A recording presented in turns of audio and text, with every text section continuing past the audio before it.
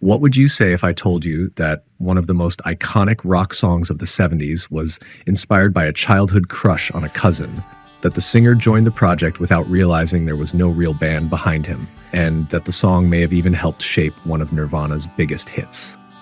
Welcome back to another episode of Behind the Track. If you haven't already, please subscribe, and if you hit the notification bell, you'll be notified whenever we drop a new video. This is the story of More Than a Feeling by Boston.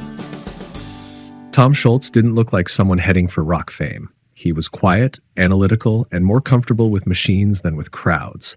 After earning both his engineering degree and master's from MIT, he landed a solid job at Polaroid. There were days when I didn't make it into Polaroid on time, most days actually. I was a horrible employee. But almost every evening, Tom went home, walked past the furnace room of his apartment building in Watertown, Massachusetts, and disappeared into his second life, a homemade basement studio built, wired, and calibrated by his own hands. Every paycheck went into equipment, every spare hour into writing, arranging, and recording. He played nearly every instrument himself: guitars, bass, keyboards, everything but drums. For drums, he relied on Jim Mazdia.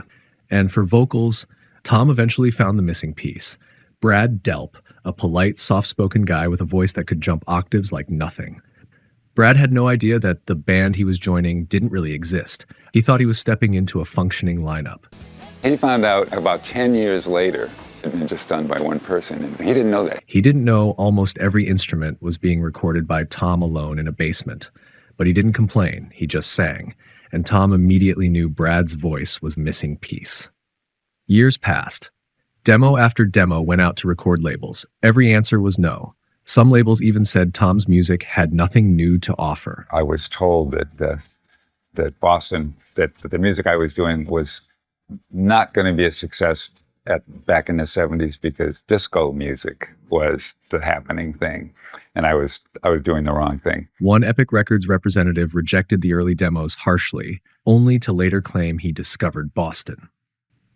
By 1975, Tom was almost out of money. He had enough saved for a house, but instead he bought a tape machine.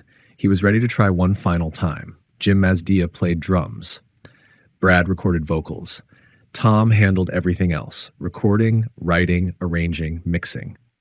Among the 6 tracks they finished were Peace of Mind, Rock and Roll Band, and a song Tom had been slowly shaping for years, More Than a Feeling. Tom spent around 5 years developing the song, writing, rewriting, layering harmonies, refining the guitar parts. He has said the emotional inspiration came from the mood of Walk Away Renee by the Left Bank. Just walk away, Renee. You want to see me follow you back home. Even the chord progression after the line, I see my Marianne walking away, was inspired by that song. But who was Marianne? Not a lost lover, not an ex, not a mystery woman. She was Tom's older cousin. I had it when I was a little kid. I think I was maybe 8 or 9. I had a much older cousin who I just thought was the most beautiful girl I'd ever seen. And her name was Marianne. I was secretly in love with my cousin. But I was only 8 or 9. So. And that's Marianne. When she eventually found out decades later, she wasn't thrilled. He clarified many times that the song isn't literally about her, but about the way music brings back memories instantly. The theme of the song is that music brings back very vivid memories, and it does it almost instantly and uncontrollably. It's something that I think everybody experiences.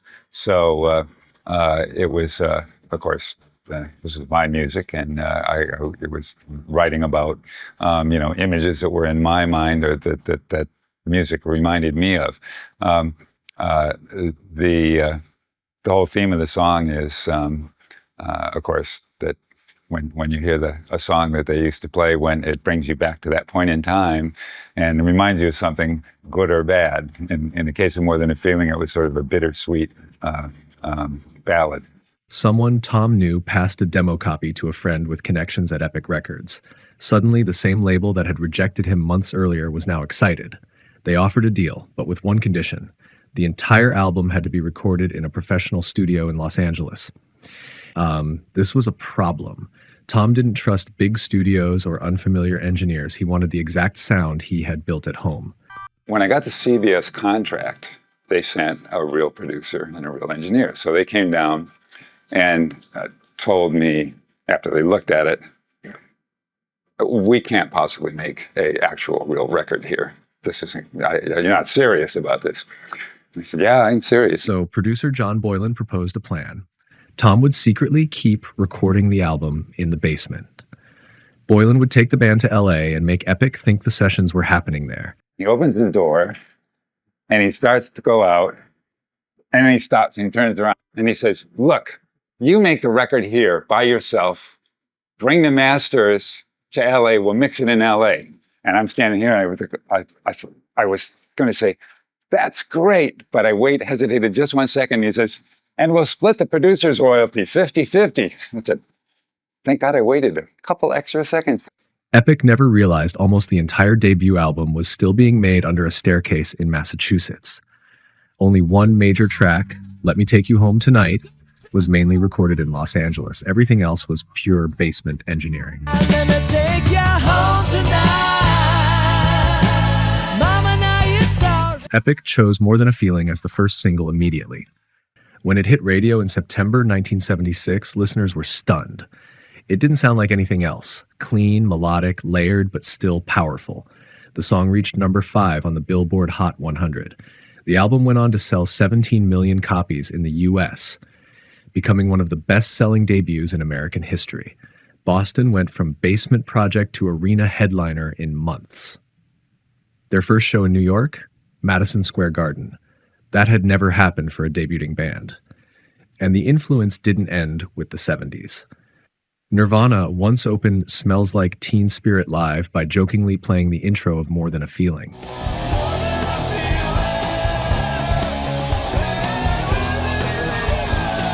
Kurt Cobain mentioned the chord progression similarity in interviews, though not as a literal inspiration, more as an unavoidable comparison fans kept making.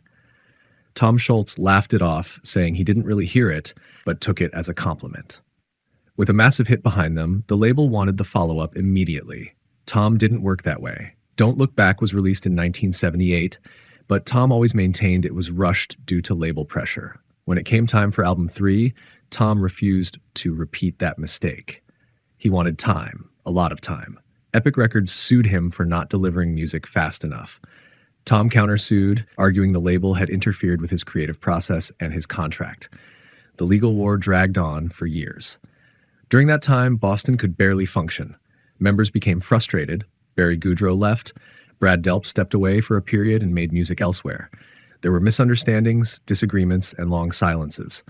But Tom kept working, alone, slowly, methodically. After years of lawsuits, he won. He signed with MCA Records and finally released Third Stage in 1986. It went straight to number 1, and Amanda became a number 1 single. Almost a decade after More Than a Feeling, Boston proved they could rise again. I'm gonna take you by surprise and make you realize, Amanda. In the years that followed, Boston released new albums, toured on and off, and kept refining their sound. Brad Delp eventually rejoined, recorded new material, and performed with the band.